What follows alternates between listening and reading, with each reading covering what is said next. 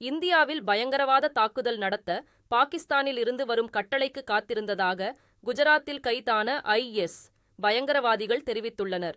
குஜராத்தின் அகமதாபாத் விமான நிலையத்தில் பயங்கரவாதிகள் 4 பேர் நேற்று முன்தினம் அதிரடியாக கைது செய்யப்பட்டனர்.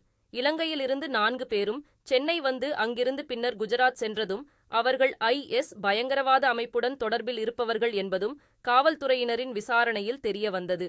இந்த நிலையில் கைதான 4 பேரும் அளித்துள்ள வாக்குமூலம் அனைவரையும் திடுக்கிடச் செய்துள்ளது. இதுகுறித்து பேசிய பயங்கரவாத தடுப்பு பிரிவு எஸ்.பி. சுனில் ஜோஷி, பயங்கரவாதிகளிடம் நடத்திய விசாரணையில் எந்த இடத்தில் வெடிகுண்டு தாக்குதல் நடத்த திட்டமிட்டு உள்ளனர் என்று கூற மறுத்துவிட்டதாக கூறினார்.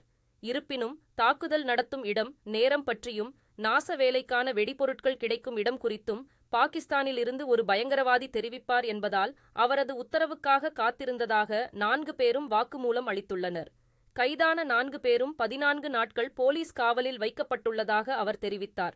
குஜராத் போலீசாருடன் இணைந்து தமிழ்நாடு மற்றும் மற்ற மாநில போலீசாரும் சேர்ந்து விசாரணையை தீவிரப்படுத்த இருப்பதாகவும் தேவைப்பட்டால் மத்திய புலனாய்வு அமைப்பின் உதவியையும் நாட உள்ளதாகவும் சுனில் ஜோஷி தெரிவித்தார். देखिए, ये हमें 18 तारीख को एक इन्फॉर्मेशन मिली थी कि ये जो 4 नाम है, ये लोग श्रीलंका से अहमदाबाद आने वाले हैं, या इधर ट्रेन या फ्लाइट के रूट से आएंगे एंड ये यहाँ पे किसी टेरर एक्टिविटी को अंजाम देने वाले हैं. ये मूलतः इस्लामिक स्टेट जो एक बैंड टेररिस्ट ऑर्गेनाइजेशन है, इससे जुड़े हुए हैं.